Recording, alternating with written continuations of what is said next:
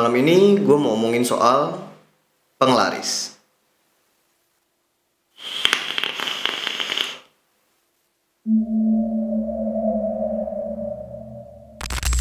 Kalian pernah gak sih makan di satu tempat yang enak banget, terus kalian minta bungkus suatu hari ya, bawa pulang ke rumah, pas kalian makan gak enak, terus kata orang pakai penglaris tuh. Nah, di video ini gue mau bahas sebenarnya penglaris tuh apa, terus kayak gimana, bener apa enggak, terus ngebedainnya gimana. Ya pokoknya semua hasil research tim Swamalam soal penglaris. Kita mulai aja. Jadi penglaris ya, dari hasil research kita sih penglaris tuh sebenarnya banyak sekali jenisnya, banyak sekali modelannya. Cuman intinya penglaris itu kayak semacam ajian atau mantra atau semacam ritual yang dilakuin sama beberapa oknum yang tujuannya itu buat ngelarisin dagangannya mereka. Jadi biasanya yang namanya penglaris itu dipakai sama orang yang punya usaha gitu ya, biar si dagangannya makin laku, biar orang-orang suka. Intinya sih ya buat dapat materi, biar semakin kaya gitu, makin cuan lah, makin untung. Nah, penglaris ini biar kata dia itu modelannya barang mistis atau benda mistis, hal yang klinik, tapi sampai sekarang tuh masih banyak, prakteknya tuh masih ada. Gua nggak tahu ya kalau di Jakarta sih kayaknya sih masih ada satu atau dua gitu. Tapi yang jelas di pelosok-pelosok di daerah-daerah, termasuk daerah asal gua, itu tuh masih banyak banget. Orang tuh masih ngomongin gitu, ada aja tuh nih tempat jualan ini pakai penglaris bang gitu, tempat jualan yang ini pakai penglaris bang gitu. Dan itu walaupun itu kayak cuman pendapat orang ya, kayak kita tuh bisa ngerasain tanda-tandanya yang kayak gue bilang di awal tadi. Kalau lu makan di sana enak, pas lu bawa pulang nggak enak. Gue yakin sebagian besar dari lu orang pasti pernah ngerasain hal kayak gitu, ya kan? Dari yang kita cari-cari ya di internet dan artikel-artikel, medianya si penglaris ini tuh banyak banget. Jadi ada yang kayak pakai jimat, ya kan? Pakai tulisan-tulisan mantra-mantraan, pakai raja. Raja tuh kayak semacam tulisan-tulisan Arab gundul gitulah ya, yang ditulis di kertas gitu.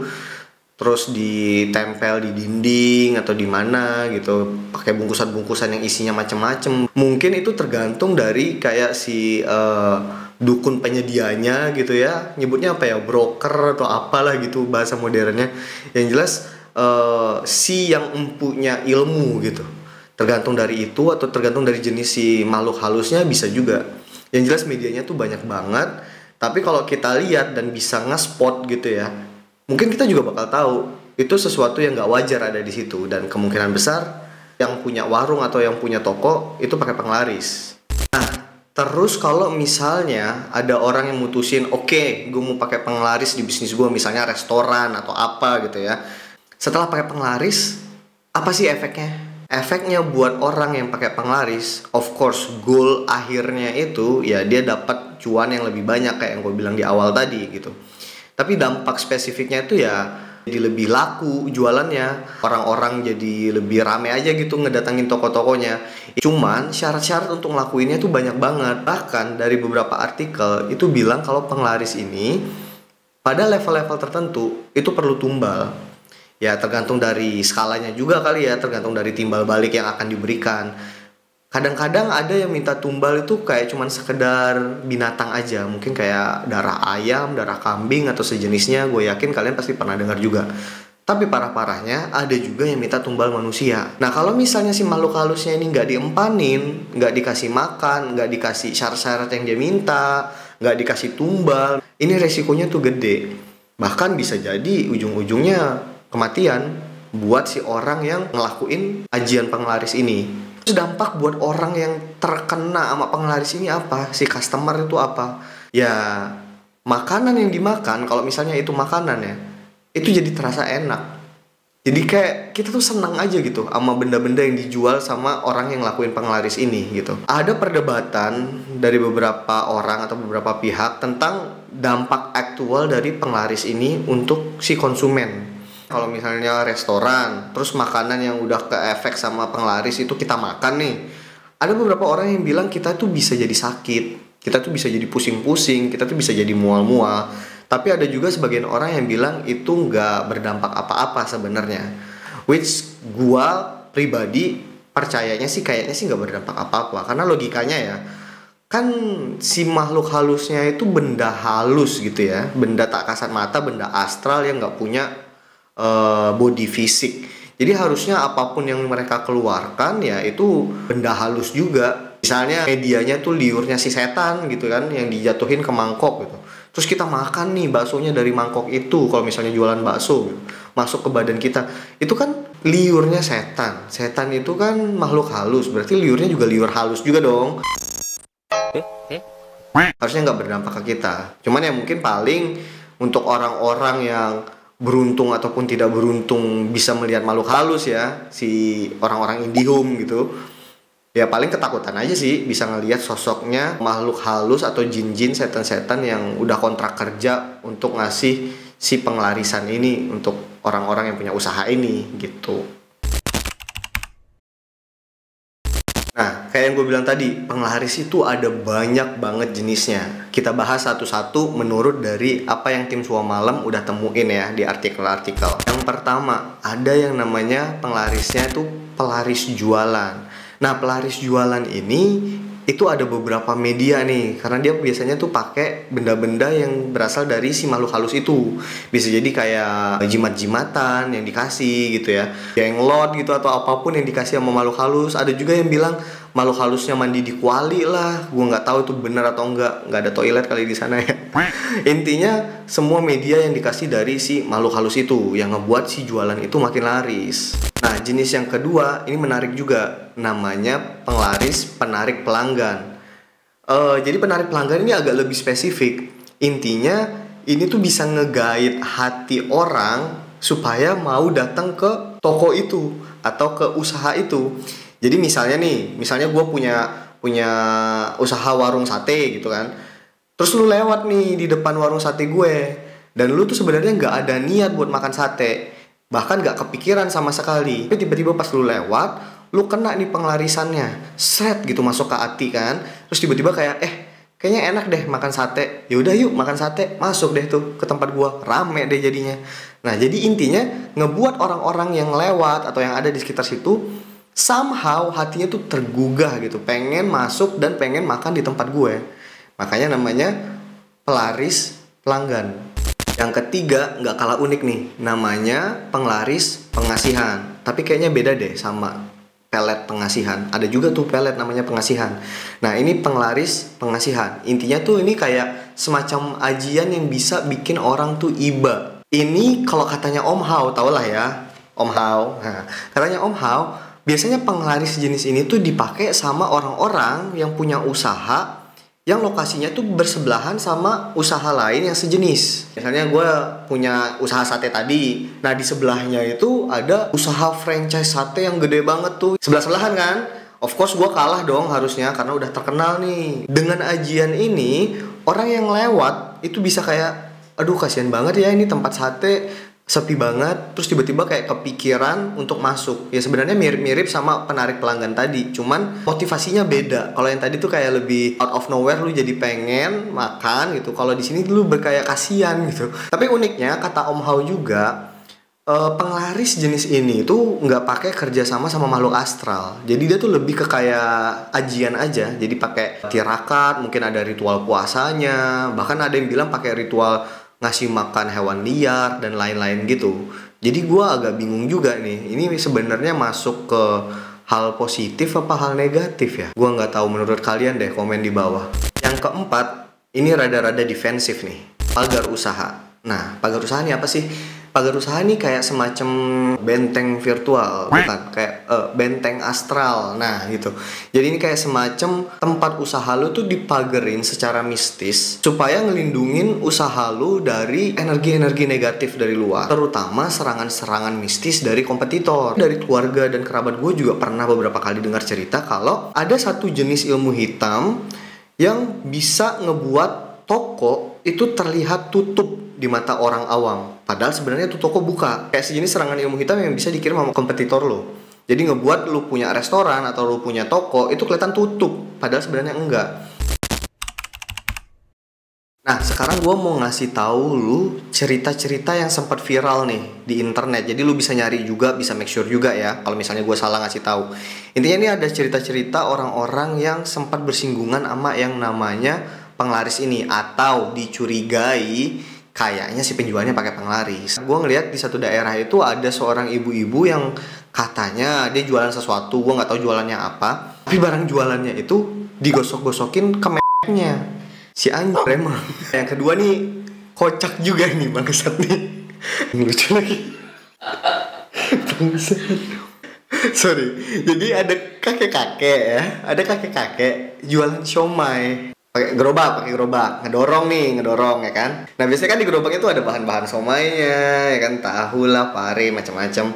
Ada piring-piring gitu kan. Nah, sama ada dandang gede nih yang tempat bumbunya dia, yang bumbu kacang dan lain-lain itu yang tinggal di scoop doang ya kan. Si babang somainya nih ngebuka dandang tempat si bumbu kacangnya itu tuh. Dibuka nih, cek. Terus tiba-tiba gak ada angin, gak ada hujan. Cuh gitu. Aduh bangsat ini lucu banget. Dia ngecuh, cok. Dia ngeludah ke dalam dandangnya. Terus dia aduk. Udah berasa saus tiram tuh. Lo jijik banget ya Allah. Bumbu kacang rasa jigong. Lo ngebayangin gak sih kalau misalnya itu bumbu kacang yang dituang ke lontong, ke telur dadar. Lo kalau pakai telur dadar ya, ada toge gitu. Itu mah ketoprak ya. Somai gue. Lo kebayang gak sih kalau misalnya bumbu yang dari dandang itu ditaruh ke atas somai lo ya kan, udah lengkap nih somai fresh gitu kan, ada tahunya, ada somainya, ada parenya, ada kol kan, dituang nih, ceplek, terus ada yang belum keaduk tuh, bubble putih. Astagfirullahaladzim, jijik segitunya ya pakai penglaris ya. Gue nggak tahu ya, maksudnya semoga itu beneran penglaris sih, soalnya kalau itu bukan penglaris freak banget bangset. Nah, yang ketiga, gue rasa cucunya kakek yang tadi.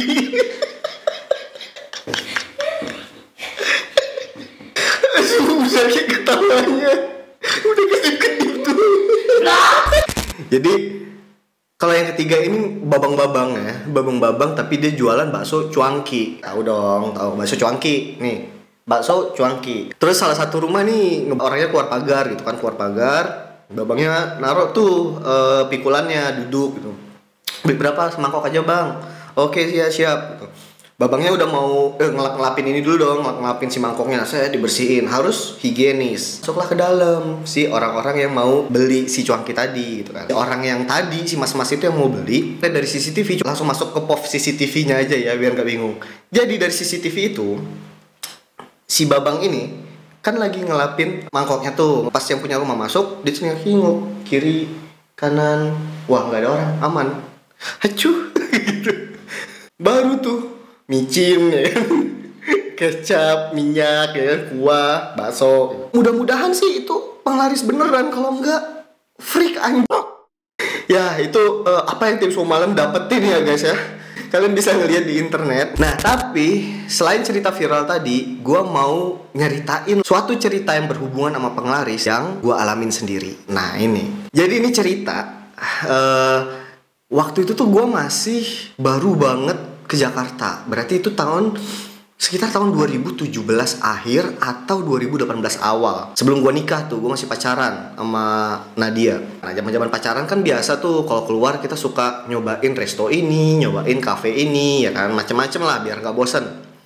Nah, suatu hari kita lagi bingung mau makan apa. Tiba-tiba si Nadia ngasih info ke gue, bang, ada tempat enak, restoran yang legend banget. Jadi ini restoran katanya ya, gue kan bukan orang Jakarta jadi gue nggak tahu. Mungkin teman-teman yang asli orang Jakarta bisa tahu nih tempatnya apa, tapi please jangan di spill ya, cukup tahu-tahu aja gitu. Jadi katanya ini tuh udah legend banget di Jakarta. Ini restoran tuh udah dari zaman dulu. Restoran yang sebenarnya bukan makanan Jakarta, jadi tuh makanan dari Pulau Sumatera, makanan khas dari Pulau Sumatera. Tapi orang-orang Jakarta itu tahu tempat itu. Salah satu vendor makanan tersebut, makanan khas Sumatera itu, yang bisa dibilang paling enak lah di Jakarta. Mungkin bukan yang paling enak, tapi salah satu yang paling enak. Terus si Nadia infoin ke gue itu, terus bilang mau nyobain nggak? Kalau Nat sih udah nyobain ini beberapa kali dari dulu, udah sering dan emang enak gitu. Oh ya udah, yuk coba gas, gas gitu. Pergilah kita ke sana. Nah, jadi tempatnya itu ada di satu kawasan yang sepertinya gue nggak bisa ngasih tahu ke kalian detailnya. Tapi di area itu tuh dia bukan satu-satunya restoran. Jadi ada banyak vendor-vendor makanan lain di situ. Cuman kalau lagi jam makan siang nih atau sore-sore jam-jam nongkrong, itu tuh tempat yang paling rame, penuh. Bahkan kita bisa nggak kebagian tempat duduk, semacam kayak waiting list gitulah. Cuman waktu itu sih gue nggak sampai waiting list ya, tapi rame, rame banget, susah banget nyari tempat duduk. Duduklah kita. Konsep tempatnya itu kayak semi outdoor. Jadi ada atapnya, tapi ditembus juga ke area outdoor. Dan kitchennya dia itu semi open kitchen juga. Jadi bukan yang benar-benar kita bisa ngelihat mereka masak, tapi kita bisa ngelihat mereka prepping. Dan kita bisa ngelihat juga nih alat-alat masaknya yang gede-gede, tempat nyimpan bumbu dan lain-lain. Itu kita bisa lihat dari luar. Ngobrol lah kita kan, nggak lama nunggu pesannya. Gue minta rekomendasi pesanan dari Nadia gitu. Tolong dong yang paling enak deh gitu. Udah kita pesan, ngobrol-ngobrol, nggak berapa lama datanglah pesanannya. By the way waktu itu sore loh, sore bukan malam, sore. Kayak sekitar jam 4 atau jam 5 sebelum sunset gitu loh. Datanglah nih makanannya, tek gitu. Wah, enak banget nih kayaknya gitu. Baunya tuh juga begitu datang tuh kayak langsung enak gitu kayak rasanya. Kayak ini bukan pertama kalinya gue makan masakan ini, tapi ini pertama kalinya gue terpesona sama masakan ini. Dari baunya aja itu udah enak banget. Gue cobain lah, suapan pertama tuh kayak langsung oh my god, the best gitu. Ini fix, ini terenak buat gue. Mungkin karena gue belum banyak nyobain tempat yang lain, tapi pada saat itu ini yang terenak buat gue untuk masakan itu gitu. Lagi asik-asiknya makan, belum habis makannya, lagi asik-asiknya makan. Pandangan gue tuh terganggu sama suatu aktivitas yang dari tadi udah ngeganggu gue sebenarnya, cuman gue nggak merhatiin. Itu 45 derajat di depan sana, yang itu tuh salah satu sudut tembok yang ada tembusannya menuju ke kitchennya mereka, yang semi open kitchen tadi yang gue bilang, ke arah sebuah dandang yang terbuka, yang gue asum sepertinya itu tuh lagi open fire gitu. Maksudnya dandangnya tuh lagi di atas kompor dan kompornya tuh lagi nyala, lagi mendidih gitu. Kayaknya sesuatu yang liquid ya, jadi lagi mendidih, soalnya ngebul tuh asap dari dalam dandangnya keluar. Dari tadi pandangan gue tuh terganggu karena kan gue ngobrol ya sama Nadia depan-depanan, posisinya tuh di belakang serongnya Nadia sana, jadi dia nggak ngeliat, gue yang ngeliat kesini, Nadia di depan gue gitu. Jadi gue ngobrol-ngobrol, gue tuh keganggu nih dari sini nih, kayak ada sesuatu yang doesn't belong gitu, kayaknya seharusnya nggak di situ, dan kalaupun ada di situ harusnya nggak selalu di situ. Tapi dari tadi tuh selalu di situ dan melakukan hal yang gue nggak tahu itu ngapain pada awalnya.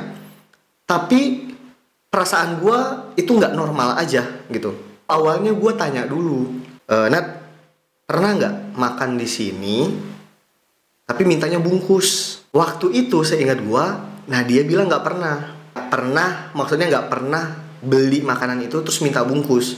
Padahal gue mau coba untuk mengkonfirmasi sesuatu. Gue yakin kalian udah bisa nebak. Gue mau konfirmasi kalau ini kalau dibungkus sama enaknya nggak sih rasanya sama makan di sini gitu.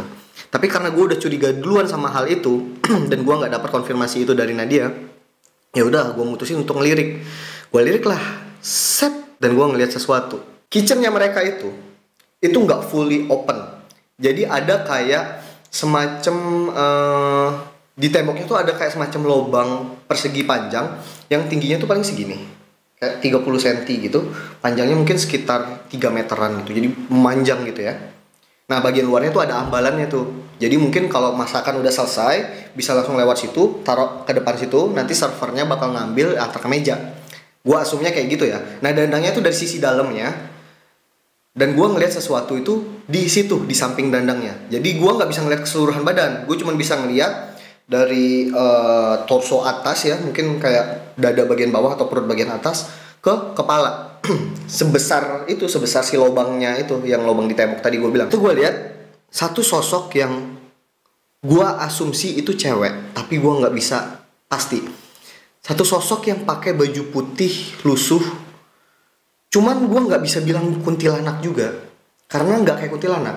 Rambutnya itu bukan yang panjang kayak kuntilanak yang biasanya kita lihat di film-film, bukan. Rambutnya tuh lebih kayak megar gini. Ini kalau anak-anak 90-an tahu iklan Dak Dik Duk Der Daya nggak?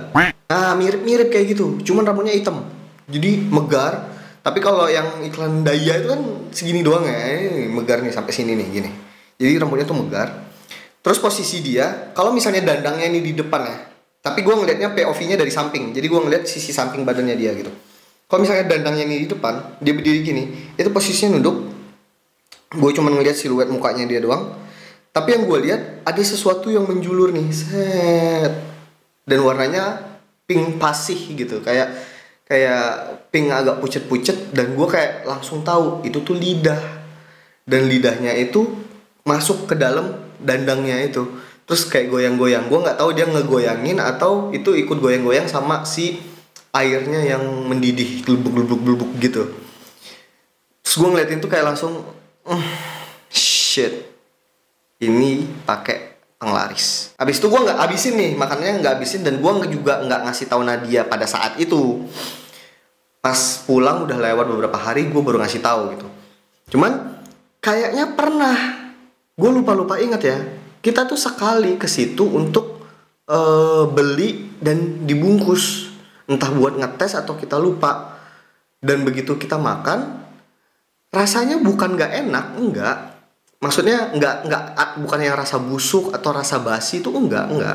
Masih edible kok, masih bisa dimakan. Cuman untuk harga segitu yang kita bayar, rasanya tuh nggak worth it. Itu tuh lebih kayak gimana ya? Misalnya kalian biasa makan fried chicken dari franchise terkenal di seluruh dunia gitu. Terus tiba-tiba lu dikasih fried chicken yang harganya cuma 2.000 dapat paha atas. Yang belinya di gerobak-gerobak pinggir kali di depan mall gede. Nah, kayak gitu perbandingannya. Jadi pas dimakan tuh kayak rada-rada hambar, terus kayak asinnya juga nggak jelas, asemnya nggak jelas gitu. Jadi kayak ngaco, rasanya tuh ngaco. Masih bisa dimakan tapi rasanya ngaco. Kayak yang ini kayaknya bukan dari toko itu deh belinya. Padahal kita memang belinya dari toko itu gitu. Nah, sejak saat itu gue kayak jadi pakai penglaris. Dan terbuktinya ya dengan cara itu. Pas dibungkus, dibawa pulang, ternyata rasanya beda gitu.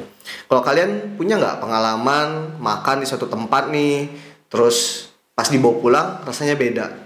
Sharing-sharing lah. Cuman ya pesan gua jangan sebutin nama tempatnya. Dan kalian pun yang kira-kira ternyata anak Jakarta nih, anak sekitar situ yang tahu, wah gua tahu bang yang lu maksud makanan Sumatera itu apa, jangan komen ya.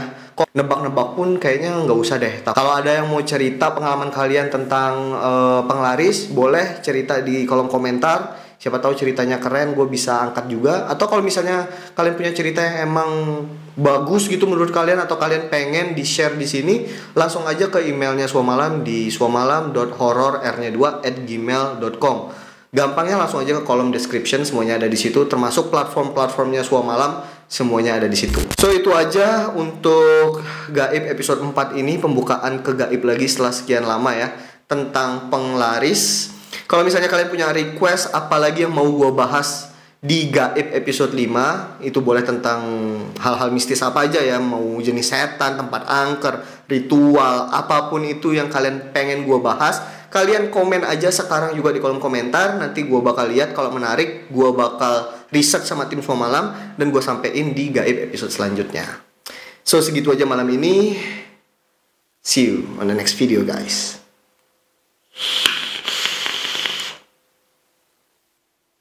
Thank you.